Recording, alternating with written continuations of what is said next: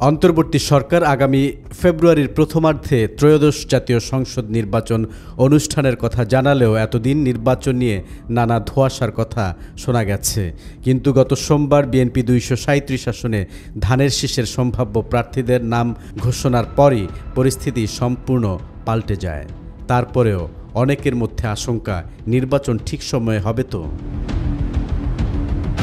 ত্রয়োদশ জাতীয় সংসদ নির্বাচনে চট্টগ্রাম ৮ আসনে বিএনপি মনোনীত প্রার্থী এরশাদ উল্লাহকে গুলির ঘটনায় তীব্র নিন্দা ও প্রতিবাদ জানিয়েছেন দলটির মহাসচিব মির্জা ফখরুল ইসলাম আলমগীর।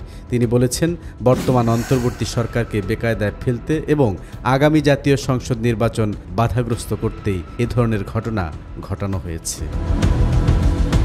জামায়াতে ইসলামীর নায়েবে আমির সৈয়দ আবদুল্লাহ মোহাম্মদ তাহের বলেছেন, সরকার ফেব্রুয়ারিতে নির্বাচনের সময় ঘোষণা করেছে।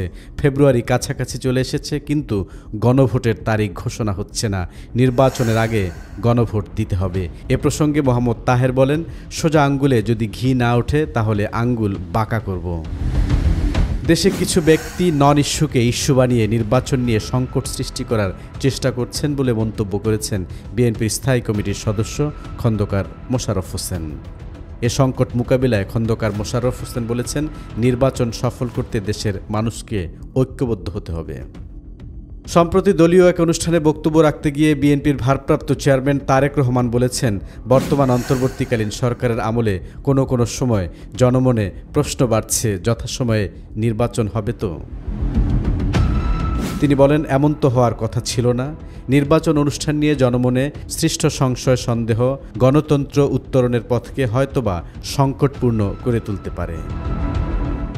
এদিকে 29 অক্টোবর সংসদ নির্বাচনের প্রস্তুতি নিয়ে উচ্চ পর্যায়ের এক সভায় প্রধান উপদেষ্টা মোহাম্মদ ইউনূস বলেছেন, নির্বাচন বানচালের জন্য ভেতর ও বাইরে থেকে অনেক শক্তি কাজ করবে। বড় শক্তি নিয়ে বানচালের জন্য চেষ্টা করবে।